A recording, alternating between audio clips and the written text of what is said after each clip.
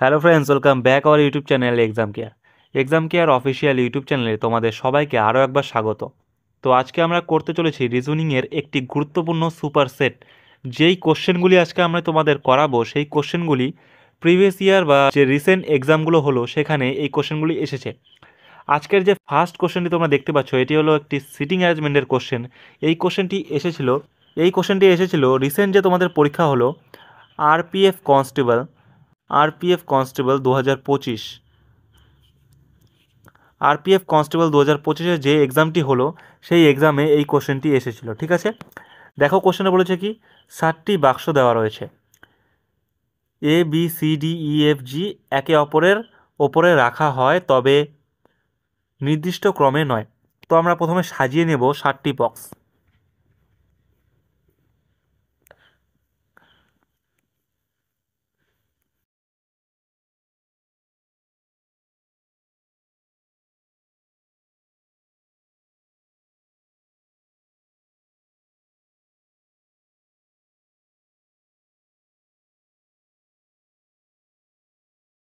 ষাটটি বাক্স যখন তোমাদের সাজানো হয়ে যাবে 7টি বক্স পরপর সাজানো হয়ে যাবে, এরপর তোমরা দেখবে কোশ্চেনে কি বলেছে। যে বলেছে বিকে নিচ থেকে দ্বিতীয় অবস্থানে রাখা হয়। নিচের থেকে বিকে নিচে দ্বিতীয় অবস্থানে রাখা হলো, রেখে দিলাম বিকে দ্বিতীয় অবস্থানে। এরপর দেখো কি বলেছে, বি এবং জি এর মাঝখানে শুধুমাত্র 3টি বাক্স আছে। তাহলে বিকে যদি আমি নিচ থেকে ধরি, নিচে তো আর কোনো বাক্স নেই, উপরের দিকে বাক্স আছে। তাহলে বলেছে কি বি এবং জি এর মাঝখানে শুধুমাত্র 3টি বাক্স রাখা হয়। তাহলে বি এবং জি এর মাঝখানে 3টি বাক্স রাখা হয়, 1 2 এই 3টি বাক্স রাখা হয়। এরপর দেখো কি বলেছে, এফকে বি এর নিচে কোনো একটি অবস্থানে রাখা হয়। বি এর নিচে কোনো একটি অবস্থানে, বি এর নিচে একটি মাত্রই বাক্স আছে, সেখানে আমরা রাখবো এফকে। কারণ বলেছে দেখো এফকে বি এর নিচে কোনো একটি অবস্থানে রাখা হয়। এরপর দেখো কি বলেছে, শুধুমাত্র ইকে জি এবং ডি এর মাঝখানে রাখা হয়। শুধুমাত্র ইকে জি এবং ডি এর মাঝখানে রাখা হয়। জি এবং ডি এর মাঝখানে রাখা হয় ইকে। ঠিক আছে, এরপর দেখো কি বলেছে, এ কে জি এর উপরে একটি অবস্থানে রাখা হয়। জি এর উপরে একটি অবস্থানে এ কে রাখা হয়। উপরে একটি বাক্সই রয়েছে, সেখানে আমরা রাখবো এ কে। এরপর দেখো কি বলেছে, এ এবং ই এর মাঝখানে কতগুলি বাক্স রাখা হয়। আমাদের দেখো এ এবং ই বাক্সর মাঝখানে শুধুমাত্র একটি বাক্সই রয়েছে। তাহলে আমাদের অপশানে দেখতে হবে যেখানে একটি মাত্র অপশান আছে, একটি বাক্স আছে, সেটি আমাদের অপশান। ঠিক, দেখো আমাদের এই একটি মাত্র বাক্স আছে 1 নম্বর অপশানে। Option A is the correct answer. ঠিক আছে, তো বুঝতে পারলে। নেক্সট দেখো তোমাদের কি কোশ্চেন আছে। দেখো নেক্সট যে কোশ্চেনটি আছে, এই কোশ্চেনটি তোমাদের রিসেন্ট যে এক্সামটি হলো এসএসসি জিডি 2025, এসএসসি জিডি 2025-এ যে এক্সামটি হলো সেখানে এই কোশ্চেনটি এসেছিল। দেখো কোশ্চেনে কি বলেছে, নিম্নলিখিত শ্রেণীর মধ্য সম্পর্ককে সর্বতোভাবে চিহ্নিত করে এমন ভেন ডায়াগ্রাম নির্বাচন করুন। দেখো কি বলেছে, আম ফল ফুলকপি। আম এবং ফল কিন্তু ফলের মধ্যেই পড়ে, আর ফুলকপি কি হচ্ছে, ফুলকপি হচ্ছে একটি সবজির মধ্যে পড়ে। তাহলে যদি আমরা আম ধরি এবং এটাকে যদি আমরা ফল ধরি, আর ফুলকপিটা যদি আলাদা একটা সবজি ধরি, তাহলে আমাদের ডায়াগ্রাম এটা আসছে। এই ডায়াগ্রামটি আমাদের দেখো সি নাম্বারটায় আছে, এটাই আমাদের রাইট অ্যান্সার। ঠিক আছে, বুঝতে পারলে। নেক্সট যে কোশ্চেনটি আছে, এই কোশ্চেনটিও তোমাদের এসেছিল আরপিএফ কনস্টেবল 2025, মানে রিসেন্ট যে আরপিএফের এক্সামটি হলো সেখানে এই কোশ্চেনটি এসেছিল। তো এই কোশ্চেনটি ব্লাড রিলেশনের একটি কোশ্চেন। যারা যারা করতে পারবে অবশ্যই করবে, আর যারা যারা করতে পারবে না তারা তারা দেখো কীভাবে করতে হয়। খুবই সহজভাবে এটিকে সলভ করব। দেখো কি বলেছে, এ প্লাস বি মানে হচ্ছে এ হলো বি এর বোন। নেক্সট কি বলেছে দেখো, এ মাইনাস বি মানে হচ্ছে এ হলো বি এর ভাই। এ গুণ বি মানে হচ্ছে এ হলো বি এর স্ত্রী। এরপর দেখো এ ভাগ বি মানে হচ্ছে এ হলো বি এর বাবা। তারপর দেখো কি বলেছে, P plus Q, Q minus আর ভাগ এস গুণ টি হলে পি কিভাবে এস এর সাথে সম্পর্কিত। এটাকে কিভাবে আমরা করব, দেখো কি বলেছে, পি যোগ কিউ, মানে পি হচ্ছে কিউ এর যোগ মানে কি বলেছে? যোগ মানে হচ্ছে বোন। তাহলে পি হচ্ছে কিউ এর বোন, পি হচ্ছে এই কিউ এর বোন, মানে বোন মানে আমরা মাইনাস চিহ্ন দিয়ে স্যাম্বল করব, ফিমেলকে মাইনাস দিয়ে করব আর মেলকে প্লাস দিয়ে করব। তাহলে পি হচ্ছে কিউ এর বোন। এরপর দেখো কি বলেছে, মাইনাস আর। মাইনাস মানে কি? মাইনাস মানে হচ্ছে ভাই, এ হলো বি এর ভাই, তার মানে কিউ হচ্ছে আর এর ভাই, কিউ হচ্ছে এই আর এর ভাই, আর এর হচ্ছে ভাই। এরপর দেখো কি বলেছে, ভাগ চিহ্ন আছে। ভাগ চিহ্ন মানে কি আমরা জানি, এ হলো বি এর বাবা, তাহলে আর হলো এস এর বাবা, আর হলো এই এস এর বাবা, আর হলো এস এর বাবা। তারপর দেখো কি চিহ্ন বলেছে, গুণ চিহ্ন। গুণ চিহ্ন মানে কি, এ হলো বি এর স্ত্রী, গুণ মানে হচ্ছে এ হলো বি এর স্ত্রী, তাহলে এস হলো টি এর স্ত্রী, এস হলো এই টি এর স্ত্রী। স্ত্রী হলে মাইনাস চিহ্ন দেবো, আর স্বামী হলে আমরা প্লাস চিহ্ন দেবো, মেল হলে প্লাস, ফিমেল হলে মাইনাস। এরপর দেখো পি কিভাবে টি এর সাথে সম্পর্কিত, এই পি কিভাবে এই টি এর সাথে সম্পর্ক। তাহলে কি বলেছে, পি কিভাবে টি এর সাথে সম্পর্কিত, টি এর স্ত্রীকে এস, এসের বাবার বোন, তাহলে আমরা কি উত্তরটা বের হলো কি, এসের বাবার বোন, এসের বাবার বোন, এসের বাবার বোন মানে স্ত্রীর, টি এর স্ত্রী হলো এস, এসের বাবা তার বোন, মানে স্ত্রীর বাবার বোন। স্ত্রীর বাবার বোন কোথায় আছে? সি নাম্বার অপশনে আছে স্ত্রীর বাবার বোন, এটাই হলো আমাদের আনসার। বুঝতে পারলে কিভাবে হলো? তাহলে চলো নেক্সট কোশ্চেনে যাওয়া যাক। দেখো সেম টু সেম আরেকটি ব্লাড রিলেশনের কোশ্চেন চলে এলো আমাদের সামনে, এটি তোমাদের হোমওয়ার্ক। এই কোশ্চেনটি তোমরা ফটাফট করে আমাদের এই ভিডিওর কমেন্ট সেকশনে উত্তরটি জানাও, ঠিক আছে? আর এই কোশ্চেনটি তোমাদের এসেছিল ডাব্লিউবিপি কনস্টেবল 2019-এ। 2019-এর এই কোশ্চেনটি তোমাদের হোমওয়ার্ক রইল। যেহেতু আগের কোশ্চেনটি আমরা ব্লাড রিলেশন থেকে করেছি, সেই জন্য এই ব্লাড রিলেশনের কোশ্চেনটি খুবই সহজ, তোমরা বাড়িতে করে এই ভিডিওর কমেন্ট সেকশনে এর উত্তরটি জানাবে, ঠিক আছে? চলো নেক্সট কোশ্চেনে যাওয়া যাক। দেখো দেখো নেক্সট যে কোশ্চেনটি রয়েছে, এই কোশ্চেনটি তোমাদের ডাব্লিউপি কনস্টেবল 2020-তে এসেছিল। ডিকোডিংয়ের একটি কোশ্চেন, খুবই সহজ একটি কোশ্চেন, যারা যারা করতে পারবে অবশ্যই করবে, আর যারা যারা করতে পারবে না তারা তারা স্ক্রিনে দেখো। দেখো কি বলেছে, একটি নির্দিষ্ট কোডে ফ্লাওয়ারের কোড বলা হয় UOLDVI, তাহলে একই কোডে FMRJV ভি এর কোড কি হবে? খুবই সহজ একটি কোশ্চেন, দেখলেই বোঝা যাচ্ছে কীভাবে করতে হবে। তো সবার ফার্স্ট এরকম কোশ্চেন তোমাদের পরীক্ষায় এলে তোমাদের যেটা কাজ হবে, প্রথমে যেটি আছে সেটিকে লিখে নেওয়া, FLOWER, তার নিচে নিচে এটিকেও লিখে নেওয়া UOLDVI। আমরা এখানে একটা জিনিস লক্ষ্য করছি, দেখো এখানে একটি জিনিস লক্ষ্য করা যাচ্ছে যে একে অপরের অপোজিট লেটারগুলি বসেছে এখানে, এফ এর অপোজিট ইউ, এল এর অপোজিট ও, ও এর অপোজিট এল, ডাব্লুর অপোজিট ডি, ই এর অপোজিট ভি, আর এর opposite I. Same to same, তাহলে এই লেটারগুলির অপোজিটই এখানে বসবে। কি আছে এখানে? এফ, এম, আর, জে, এফ, ভি। এফ এর অপোজিট কি? ইউ। এম এর অপোজিট কি? এন। আর এর অপোজিট কি? আই। জে এর অপোজিট কি? কিউ। এফ এর অপোজিট কি?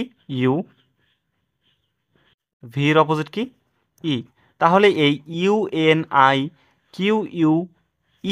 এই অপশনটি কোথায় আছে? এই অপশনটি দেখো সি নাম্বার অপশনে আছে, C number option is correct answer. বুঝতে পারলে কি হলো, এখানে সিরিজ চলেছে, অপোজিট লেটারের সিরিজ এখানে চলেছে। দেখো নেক্সট কোশ্চেন তোমাদের জন্য কি রয়েছে।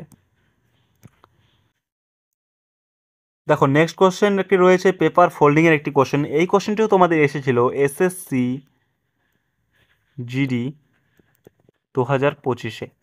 SSC GD 2025-এ এই কোশ্চেনটি তোমাদের এসেছিল। দেখো এটাকে সলভ করবে কিভাবে।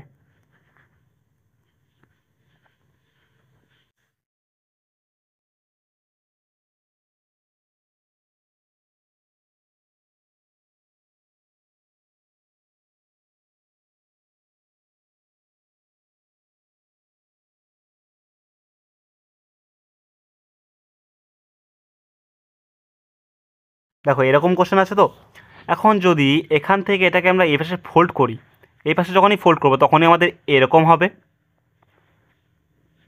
যখন পেপারটাকে আমরা এরকম করে ফোল্ড করবো তখন তো এরকমই হবে নাকি? সেম একইভাবে যখন আমরা এটাকে এদিক দিয়ে ফোল্ড করব তখন আমাদের এরকম চলে আসবে, তাই তো? এরকমই তো চলে আসবে। সেম যখন আমরা এটাকে আবার এদিক দিয়ে ফোল্ড করব, এদিক দিয়ে ফোল্ড করব তখন আমাদের এরকম চলে আসবে, এরকমই তো চলে আসবে। এখন এইরকম চিত্র কোথায় আছে? এখানে নেই, এটা কেটে দাও। এখানে নেই, এটাও কেটে দাও। এখানেও নেই, এটাও কেটে দাও। শুধু 4 নাম্বার চিত্রটিতেই এরকম আছে, তাহলে 4 নাম্বারই আমাদের সঠিক অ্যান্সার। বুঝতে পারলে কীভাবে করতে হবে? চলো নেক্সট কোশ্চেনে যাওয়া যাক। দেখো নেক্সট কোশ্চেন কী রয়েছে। খুবই সহজ একটি কোশ্চেন রয়েছে তোমাদের সামনে। এই কোশ্চেনটিও তোমাদের আরপিএফ কনস্টেবল 2025-এরই একটি কোশ্চেন। এই কোশ্চেনটিও তোমাদের আরপিএফ কনস্টেবলে এসেছিল। খুবই সহজ একটি কোশ্চেন, বিবৃতি সিদ্ধান্তের কোশ্চেন। কি বলেছে? কিছু পোষ্য হয় বন্য, পোষ্যর কিছু অংশ হয় বন্য। এরপর দেখো কি বলেছে, সব বন্য হয় প্রাণী, আবার সব এই বন্য হয় প্রাণী। এখন দেখো সিদ্ধান্ত কি বলেছে, কিছু পোষ্য হয় প্রাণী, কিছু পোষ্যের অংশের মাঝখান দিয়েই তো প্রাণী এসেছে, তার মানে কিছু পোষ্য হয় প্রাণী, এটা একদম ঠিক। তারপর দেখো কি বলেছে 2 নম্বরে, সব পোষ্য হয় প্রাণী। সব পোষ্য কিন্তু প্রাণী না, কেন? যদি সব পোষ্যই প্রাণী হতো তাহলে এই প্রাণীর উপর দিয়েই সার্কেলটা আসতো। প্রাণীর উপর দিয়ে সার্কেল নেই, কারণ সব পোষ্য প্রাণী নয়। কিন্তু কিছু পোষ্য প্রাণী, কেন প্রাণী? দেখো কেন পোষ্যের কিছু অংশ প্রাণী, কারণ পোষ্যের কিছুটা অংশ প্রাণীর সার্কেলের মধ্যে পড়ছে, সেই জন্য পোষ্যের কিছুটা অংশ হলো প্রাণী। সেই জন্য 1 নাম্বার যে সিদ্ধান্তটি রয়েছে সেটি হলো একদম ঠিক। এই 1 নাম্বার সিদ্ধান্তটি কত নাম্বার অপশনে রয়েছে? দেখো এ নাম্বার অপশনে রয়েছে, শুধুমাত্র 1 নং সিদ্ধান্ত অনুসরণ করে, তাহলে এটাই আমাদের ঠিক উত্তর। বুঝতে পারলে কীভাবে করলাম? চলো নেক্সট কোশ্চেনে যাওয়া যাক। দেখো খুবই সহজ একটি কোশ্চেন। দেখো কী বলেছে, খুবই সহজ একটি কোশ্চেন, অ্যালফাবেট সিরিজের একটি কোশ্চেন। এটাকে কিভাবে আমরা করব তার আগে বলে নেই, এই কোশ্চেনটি তোমাদের আরপিএফ কনস্টেবল 2025-এ এসেছিল, ঠিক আছে? আজকে যতগুলি কোশ্চেন করালাম সবগুলি কোশ্চেন কোনো না কোনো রিসেন্ট এক্সামে বা প্রিভিয়াস ইয়ার কোশ্চেনে এসেছিল।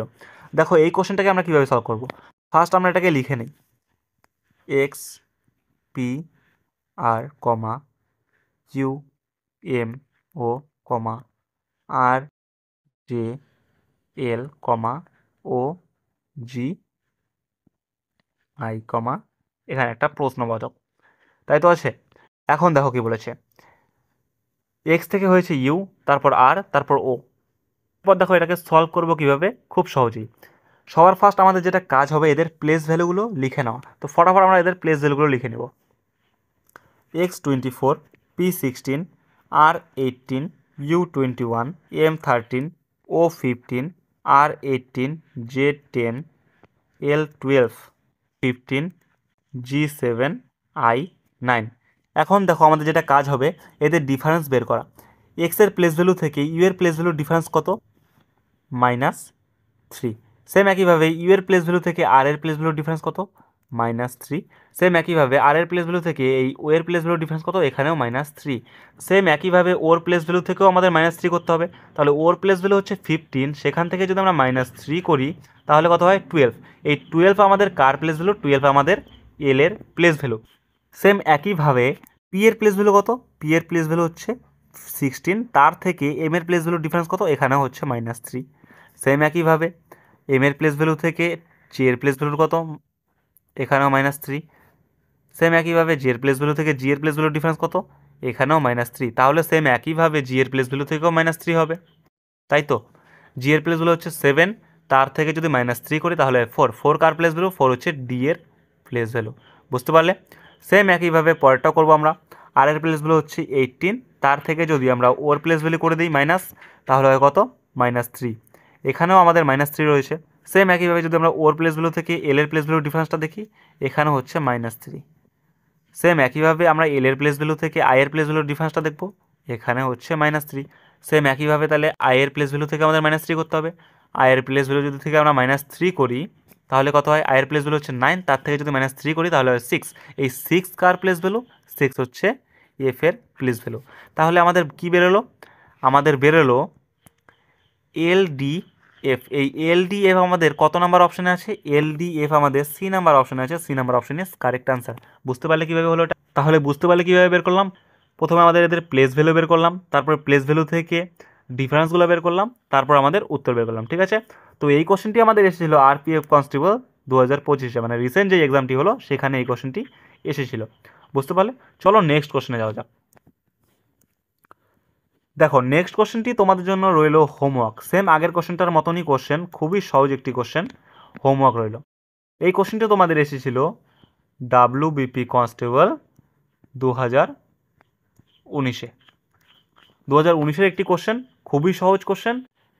অ্যালফাবেট সিরিজের একটি কোশ্চেন। এম থেকে হয়েছে এন, তারপর দেখো ও, তারপর এল, এল থেকে আর, আর থেকে আই, আই থেকে ভি, ভি থেকে প্রশ্নবোধক।